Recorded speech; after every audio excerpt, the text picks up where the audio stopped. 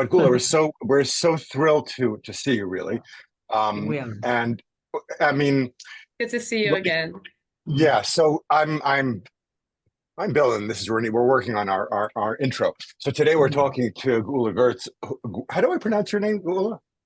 Well, there's a debate. No, it's Geula Geurts.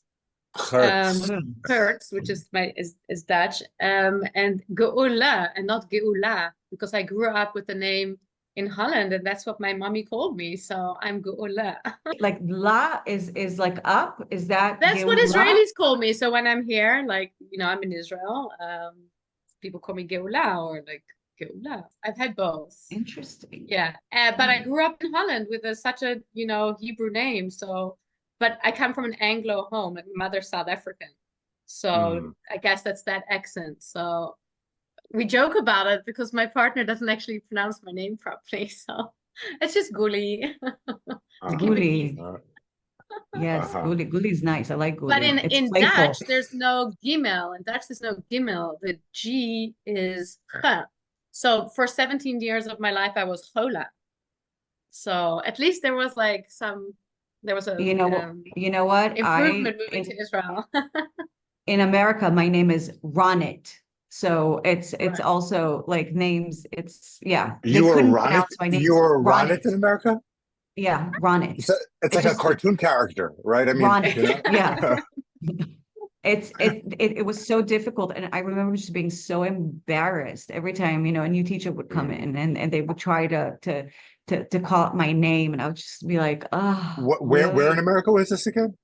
Alabama. Right. Wow.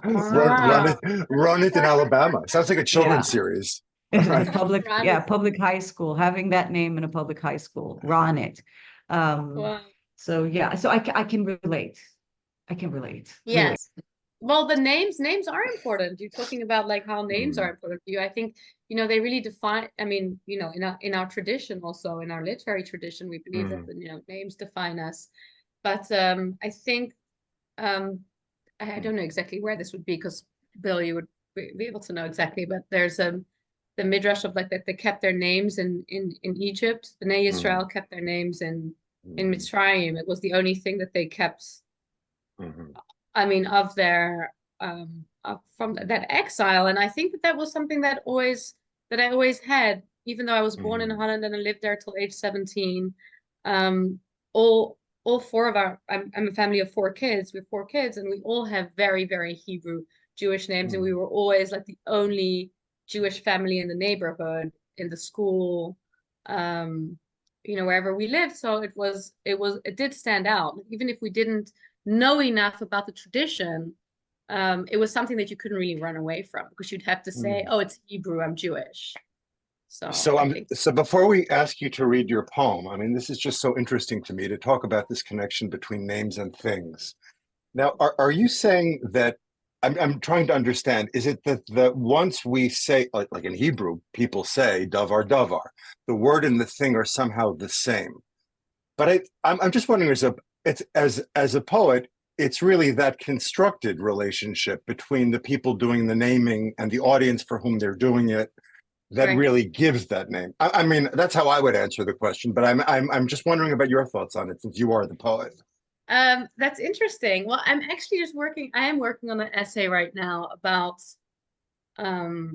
really what poetry is, and this thing of naming. And I'll refer to it with a little story. I have my 3-year-old was sitting on the toilet the other day, and he just turned to me and said, "Mommy, I'm like a moon," and I was kind of blown away, and I also was kind of like, "Oh no, this is bad news. This is bad news." Not another poet in our house kind of situation. But I think that the language, I mean, first of all, that that's his first simile. I mean, that's great. And the difference between simile and metaphor, and how one word can stand in for another word. But there was also something in me that was a bit sad about hearing that, and I'm trying to explore in my essay, like what it is exactly that I'm feeling, because sometimes we start writing, you don't really know exactly what you're going to write, but you have a feeling and you're trying to figure it out. And I kind of felt like, you know, when children are acquiring language, they're being taught this thing you're holding here is that. This you call a table, this is a dog, this is a chair, this is a toy. It's very like, it's very direct. Representation. Yeah, but it's also kind of just like total. It's kind of just it's kind of like, you know, it's not even, it's just, you know, in the state of meditation where the thing that exists is just that thing. And there's kind of like a total, like a very wholesome kind of thing. So when you see the progression of language and you're watching your children acquire language and different ways of expressing language, I felt like, wow, this is, he now is figuring out that everything in life can be, there can be a word, there can be a thing, but it can also stand in for something else. And that's a good thing and a bad thing, right? Because, I mean, it's poetic in the sense that, like, it's a, you know, we want to give meaning and deeper understanding to the thing that's in front of us, whether it's a feeling or a thing. But it's also a bit sad because he's moving away from that world of where everything is kind of pure and what you see is in front of you, to a state where of, you know what, not everything you see in front of you is what it is. And he'll figure that out with people, and he'll figure it out with feelings and things, and you know, the way that we progress in life and the way that we have to go through the world as human beings and as adults. So there was also like, I had like this dual experience about that. But back to words. I know Ronit wants to ask you something. I mean, I'm jealous that he speaks to you. I'm at the stage where my kids don't even speak to me. So I'm just like, oh, I mean, I wish I could go back to that. But yes, I get you. I mean, it's really interesting to just, again, like, I mean, you're doing this because you're a writer. So you're aware of the power of language. Most people don't do that. But it's very interesting to experience that, like you said, for the first time, to just see it and go, this is a point where, you know, there's a shift. And it's sad, but it's also euphoric because you're there to witness it. Wow. It's amazing. Most people call up their parents and say, Mom, my kid took their first steps. Her first metaphor, right? Her first simile. Simile, yeah. I mean, there's a lot of books around our house. Our children know that we work and that words and writing and books are alive. So it's not, but it's, I guess it's it was his first simile, and now we have to deal with it. I want you to read your poem. Did you explain to him that it's a simile? Yeah. Did you? No, but I did ask him how. I asked him, well, how come you're like the moon? What does it, you know, what does it mean? And he just explained it. He's like, well, my face, and he just held his round cheeks, and I was like, but that goes back to the very personal, though, and the kind of primal. I mean, what you really described is the Garden of Eden, and that's how Chazal, that's how Midrashim describe it. Yes. There's this essential relationship to the world, and then suddenly we need metaphors, which is Ronit said, I think is so interesting. You're saying there's something sad about it, but then also that's poetry, essentially, the sadness and trying to overcome it with that euphoria. Yes. Yeah. Yes. So will you read your poem for us? I mean, you were the first person to respond to our series, which we're starting on scars. Yes. And you responded to it that day. So you'll read it and then we'll talk. Yeah? Okay. So the poem is called Jerusalem Caesarean. And I dedicated it to Rachel Goldberg-Polin since the news of last week. Okay. In this city, there are women who've had their bellies split open 7 times to fulfill the mitzvah of multiplying fruit. The holiest seed in the pomegranate spills out red and wet. The commandment so fierce it can only be the hand of fear himself pounding down on her body, bringing forth the next generation as she turns vessel, limestone skin, the city streets colored flesh.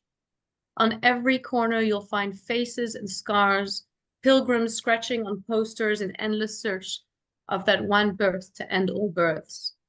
Is that why she keeps on dividing herself into more and more? Why everyone claims a piece of her piece? Abraham says, Sarah, you're plain wrong. And he knows not to ask the mother to place the child on the bedrock, to plaster another decade of soldiers into the walls, blood-thin mortar, and captives crumbling under the weight of the final temple. Mother Rachel and her lasting wail. It's nice to be in the presence of a real poet, right, Ronit? You know? Yeah. That's why I never write poetry. There's this, you have to be so concise and you know, like every word is a fist. It has to be. Yeah. And that scares me. I mean, because you strip down everything, right? To the raw. But there's a lot of editing. There's a lot of editing that goes into poetry, I think. I don't know if I could say more than in prose, but it's a different kind of focus. Can you talk about that? What you mean by that? Well, I think when I'm editing prose, like in my day job, it's more, you know, you're looking at the bigger structure and you're looking at syntax and the lines. You less focus on every single word and every space between the word and repetition. I mean, there also shouldn't be too much repetition in prose, but the repetition in a poem, you know, it has to be very concise because you're trying to flesh out a metaphor or a simile. And so like say in this poem, the image or what I was working with is, you know, likening the body of a woman to Jerusalem and vice versa, that's not something new. That's not something that's been done many times. Jeremiah, right? Right. Oh, I didn't actually know that.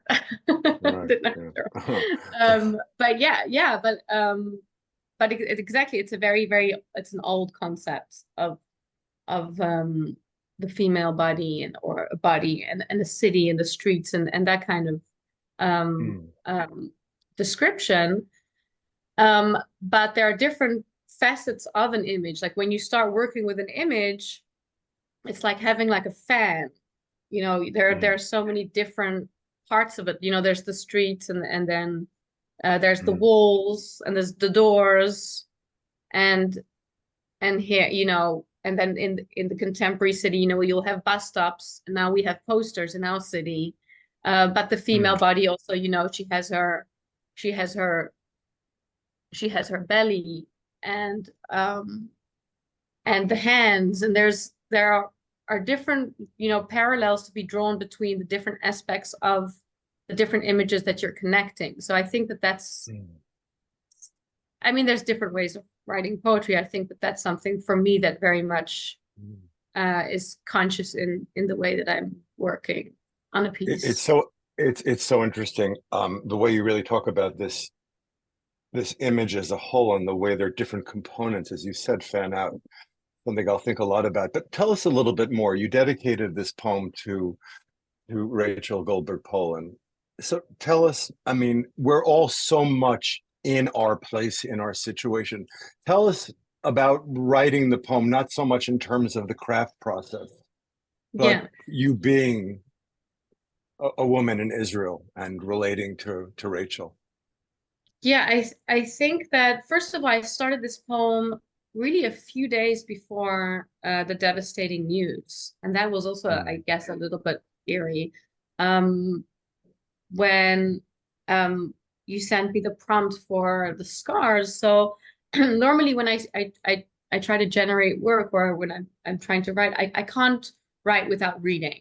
So I'll go to the kind of books that I think will be good for me at that time. So I'll pick up the poems or the kind of poet, and I'll just skim through a book. And if it's something I knew that I was looking for something that is Jewish and it's weaving midrash and female body or anything like that. So I'll go to the books that are inspirational for me. And I was reading one of Tracy Brimhall's books. I can't remember the title now, actually. But she has a book that is very connected to mythology, and it's kind of like apocalyptic. And she had a line there that really, sometimes I'll write down a line that stays with me and I'll use it as a prompt for myself. So I had, this is my devotion to the returning dead. These are the ruins I mapped onto my body. So that's what I started with. I will write that at the front of my page, and then I just have figured over the years that this is the best way for me to work. So it's systematic. It's fascinating. This is a craft workshop. This is amazing. Yeah, right? it's fascinating to just understand the mechanics of what it takes. I mean, people think that you get, it comes to you. It doesn't come to you. You have to work. No, you have to create the right. I mean, I haven't written for a long time. I also think just because of the news and the war. So there are different times. I do believe in you can't just sit down and work whenever you want. I think that it's a combination of where you are also mentally, and I mean, I know that that's for me like that. There are different poets. This is a debate between me and my partner, who's also a poet, and I mean, he's a male poet, and he'll sit down every morning and write a poem, regardless of what. Yeah. Because so we argue about this, right? I'm like, well, no, I think women in general are more cyclical, and it doesn't work like that way. I'm not necessarily talking about the muse, because you can really sit and wait for the muse for ages. Because when I do sit down, I do have a systematic way of working. But okay, so I started with that line, and I knew, and then I kind of like was reading it, and then I walk around a bit, and I'm just go by my day, and then sometimes like an image will come to me, or a sentence or a line, and just the first line came to me when I was, I don't know, bathing my children. Like in this city there are women who have had their bellies cut open 7 times, because when I was giving birth to my eldest, which turned out to be an emergency C-section after a very traumatic labor, there were a lot of ultra-Orthodox women, Haredi women in the hospital, who were telling me, because I was in the department where there's Caesareans, so many Orthodox women who are going through their 5th, 6th, 7th Caesarean, and I was like, why? How are you how are you doing this? Because at a certain point you can only give birth by Caesarean, right? And they still have the pru uruvu, the biggest mitzvah, the strongest, the first mitzvah in the Torah, the most powerful one that we also see embodied in for instance, not just in ultra-Orthodox community, where we know that they have the community, they have a lot of children. But I don't think that at a certain point, like, the poem was just about ultra-Orthodox. I mean, it started with that, that memory and that line, where I felt like, okay, that there's something there. There's something there about that. Oh, I don't know if it's forceful, because debating choice and female choice in the Orthodox world is also a question in and of itself. But there is something, even violence, in the experience of a Caesarean in and of itself, regardless of how many times you want to do it or need to do it or are expected to do it in whatever society you're living in. I have to tell you that as the reader, as I, you have this conscious, thinking of your poem and but for me, reading it, I was thinking about all the mothers, like our role and what's happening right now.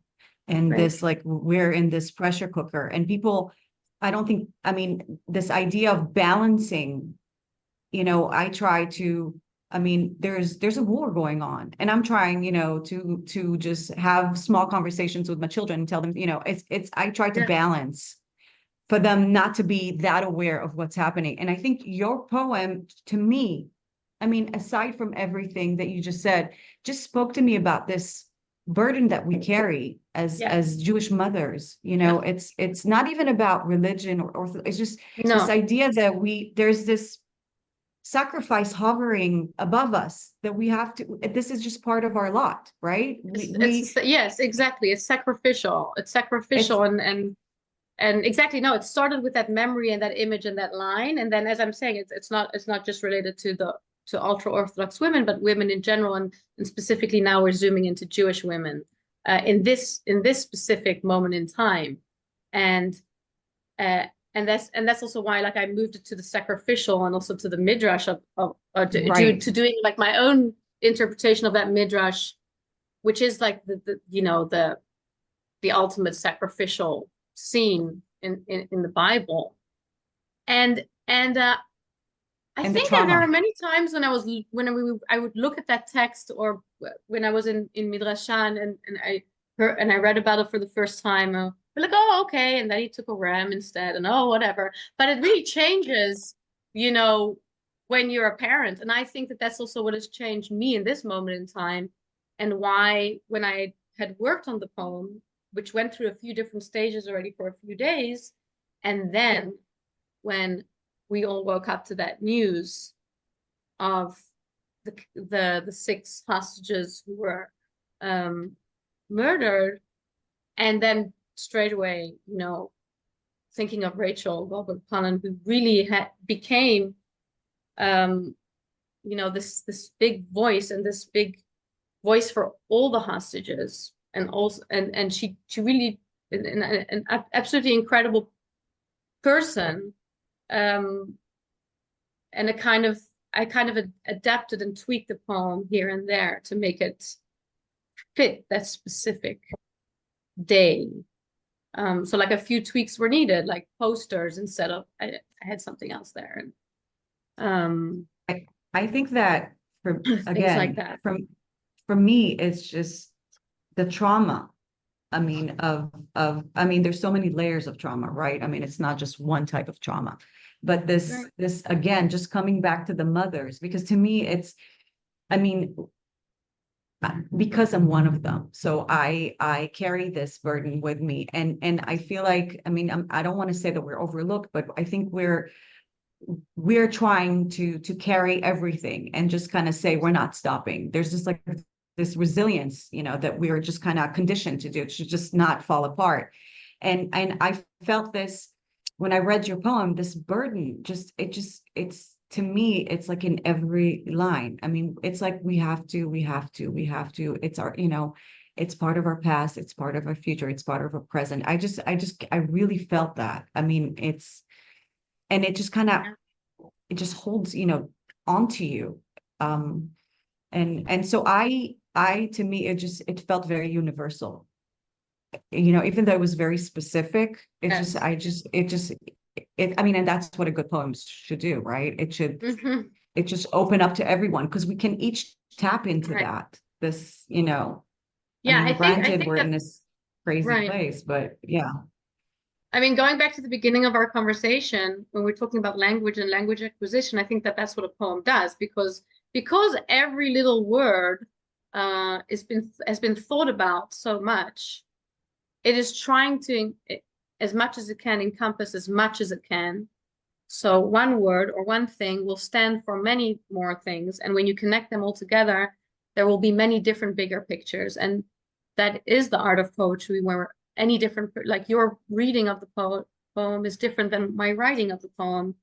And anyone, and that's what poetry does. It's like you try and meet as many. Mine. Yeah, it meets as many different people or different ways of experiencing the world through a concise text as possible.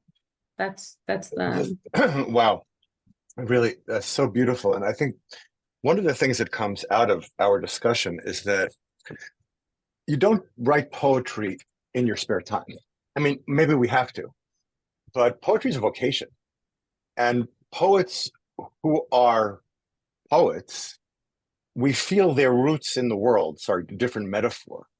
And I just feel that sense that, you are writing so much as a person. We feel your presence so much, and the dedication that you have this project. It's really, I think, poetry is a kind of way of being, and I think in a way you become a model. I mean, for others who are not poets, to take on, who are not poets by vocation, but have that poetic voice, to nurture it, because really that becomes in a way our voice and what drives us and allows us. And it's very hard to explain to anybody in the university what poetry means. You did such a beautiful job today, but also to think about poetry as a way of being, which just means being present and alert to the world, and present and alert to the choices we make with language. So, well, thank you so much for being part of this.